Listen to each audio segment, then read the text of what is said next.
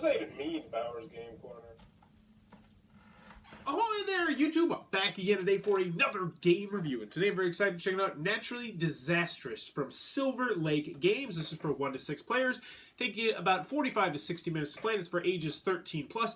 And in Naturally Disastrous, you are going to be an alien who is on our planet trying to get communication hubs set up around the planet. But it's not going to be that easy because there will be earthquakes, and there will be fires, and there will be floods, and there will be snipers, and there will be secret agents trying to steal your stuff, and there will be guards and all sorts of bad stuff. Not to mention that you can become mutated and then join the other team trying to stop the aliens from succeeding. I love cooperative. I love different ways to lose, and I love the theme of this game. But does it all come across as a cohesive package? So let's open it up, and I'll tell you what I think. Alrighty then, we're going to take a look at what you're going to get inside of Naturally Disastrous. So first and foremost, we have our handy-dandy rule booklet. It is 10 pages, double-sided, full color. It's got some pictures, illustrations, and it's not a very well-done rule booklet. It's just weirdly laid out in some spots, and there's quite a few questions that you'll have, which I'll talk more about the pros and cons, that it does not clearly answer. Also, another annoying thing is, instead of putting, examples of what these giant walls of text are, they just have random pictures from the game, which is pretty annoying. And as you can see, just text on text on text on text, which I really hate when companies do that. So, in Naturally Disastrous, you are going to be taking control of 1 of 6 aliens. The aliens are different colors, and also each one is going to have their own special action, which will be down on the bottom right. Generally, the special actions are pretty cool. These two also have different health trackers on them, but other than that, for the most part, they are similar aliens who will be able to do the same action, even though each one does have its own unique quirk.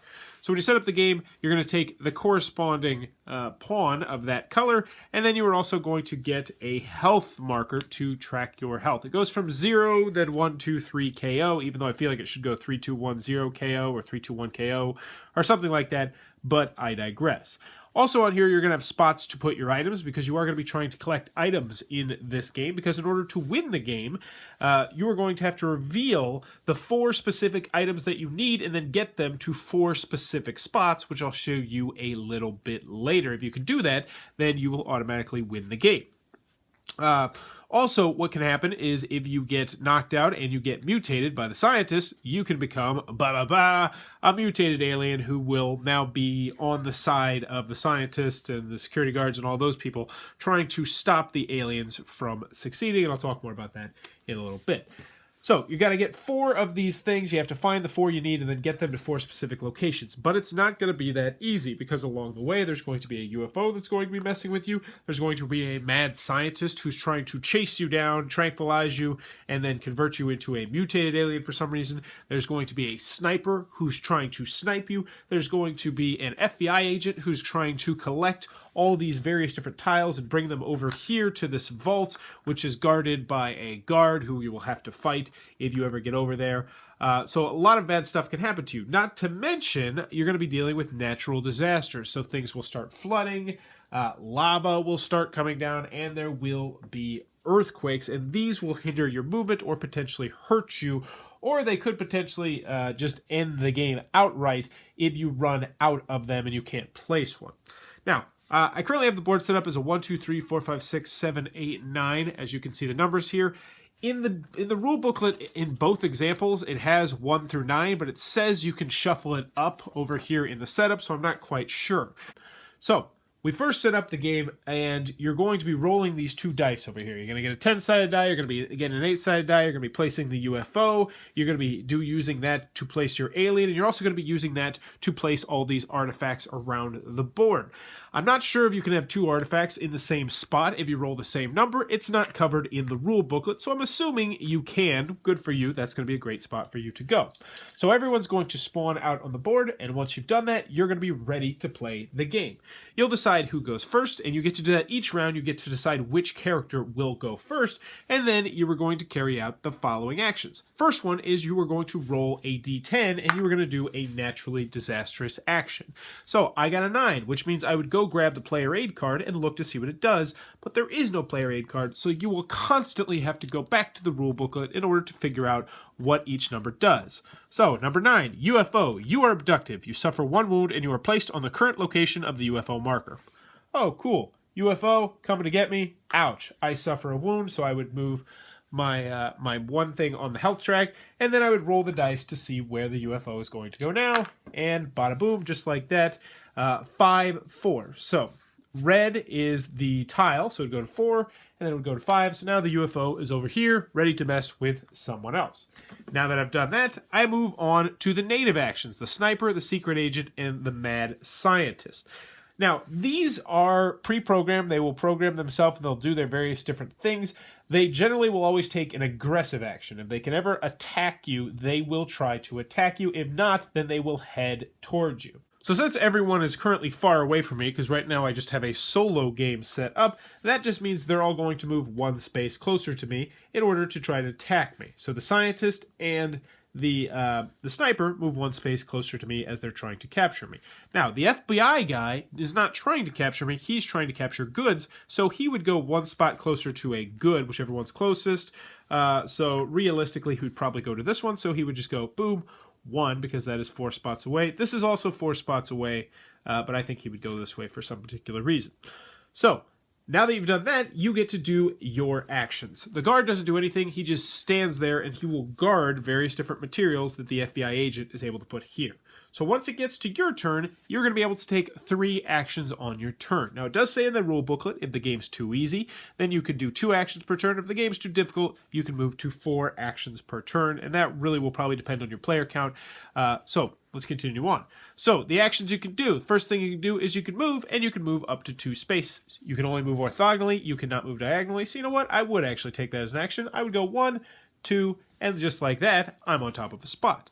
Next action you can do is you can engage enemies and get +3 to dice. So if you do that, you have to be on a spot with bad guys, and how this works is essentially you're just going to both roll dice, and whoever has the higher number is going to win. However, they have a natural advantage because they are on their own planet, so you'll roll the 8-sided die, they will roll the 10-sided die. But if you're actually engaging them as opposed to them engaging you, you get +3 to your dice, so you are actually in the lead. You know you can never get anything lower than 4, which is nice.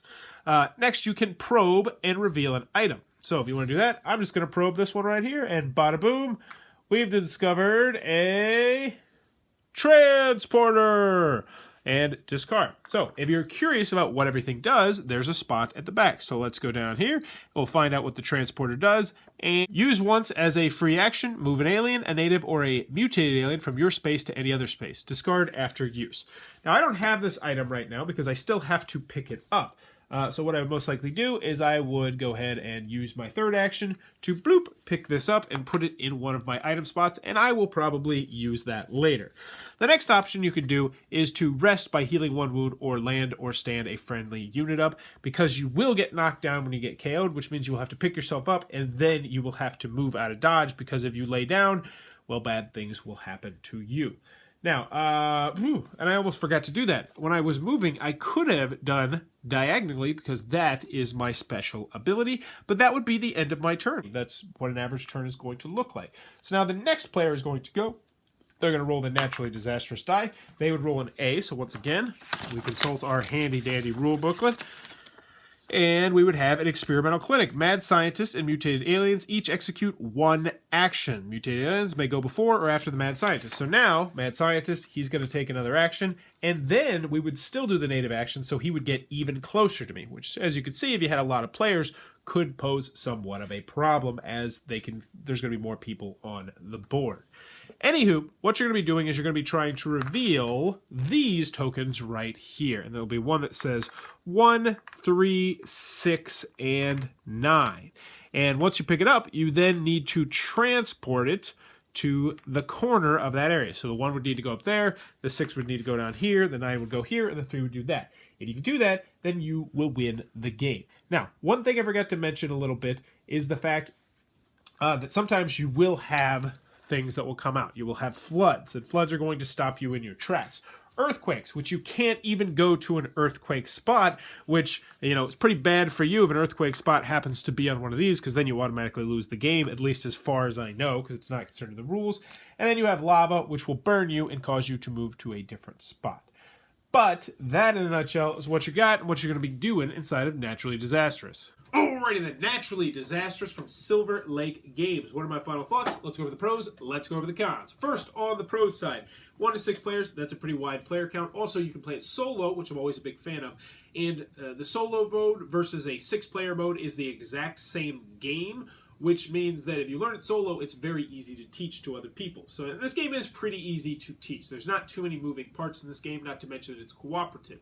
Also, I love cooperative games. I like the theme of this game. I like the fact that there's numerous things you have to worry about on your turn. There's the natural disasters. There's the tornadoes, which I didn't even mention in the middle part, which will like suck everybody in, or explosions.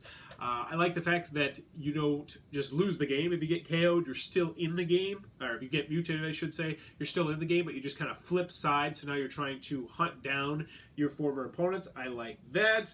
I like the fact that the board is somewhat modular, so you can mix it up each time, and it's double-sided, so you got different artwork on each side. And I'm struggling for any more pros. So moving on to the con side. Do I think this is a bad game? That's the big question here. And I would say no. I don't think this is a bad game. I just think this is a below average, below mediocre game. And there's a lot of different reasons why. First and foremost, I just didn't have fun with it. It was boring. Nobody I played with it really had that much fun with it. It was just, I don't know, it just felt simple. And even when I tried doing it with taking the 2 actions, it still felt like it was too simple and too random for my liking because, you know, if the 1, 3, 6, and 9 pop up right next to you and you don't get moved the entire game, then good for you. Whereas you might be searching the entire time for the 1, 3, 6, 9, and it might just be more difficult than it needs to be because of how random the game was. Not to mention, and I got a couple big quibbles that I wrote down so I wouldn't forget them. What happens if an earthquake comes onto an objective? I'm assuming you just lose the game because you can't get to that object. But what's worse is you don't know if you've lost the game or not because you're not supposed to be able to flip it over unless you probe it, and you have to be on the spot to probe it, or you have to use a special ability in order to do that, or you have to have the special character to do that. But even then, you still can't get that. That needs to be addressed in the rules. Also, rolling d10s for random events. I'm fine with that idea. I don't mind random events. I like a little bit of wild card in my game because it does make the game more difficult when random bad stuff is happening to you. But that being said, you need a player aid card to tell you what those 10 things are because you're not going to memorize them, which means you're going to have to go back to the rule booklet every single turn. Every turn. So it's just going to get to the point where you're just going to keep the rule booklet open so you can see what all the different events are. Also, what happens if you're rolling the dice at the beginning and there's more than one item on a spot? So let's just say I roll 6-4, and I roll 6-4, and then I roll 6-4 3 times. I've had it happen. Not 6-4, I think it was a different number. But does that spot just have 3 items? I would assume so. It's not covered in the rules, which, once again, seems like a pretty big oversight.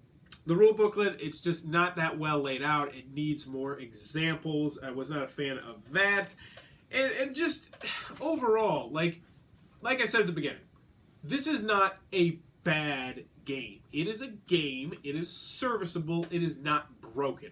But if the best compliment I can give about a game is the fact that it's not broken, that means you probably should either scrap the game or go back to the drawing board. And the fact that this was on Kickstarter and some people backed it just makes me feel like, they had to have felt they got so short.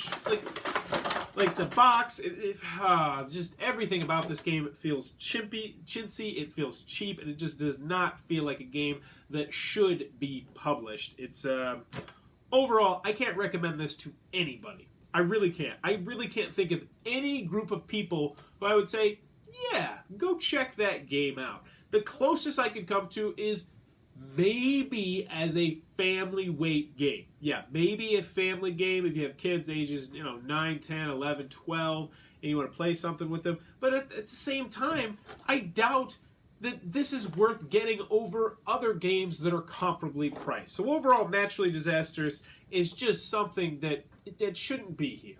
It should not be here, much like the aliens on the Earth in this game.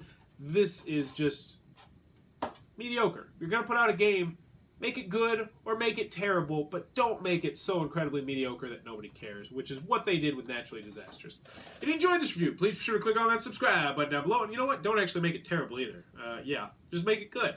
In the comments below, let me know what was the last forgettable game that you played. The last forgettable game where you played it and you're like, oh, that was okay. Probably never really going to remember that game again. For me personally, it would be Let Them Eat Shrimp from Dr. Finn's games, which normally I really like his games, but that one was just so unforgettable. I was just so bored most of the time. But let me know in the comments below, what was the last completely forgettable game that you played? And as always, thanks for your time, YouTube.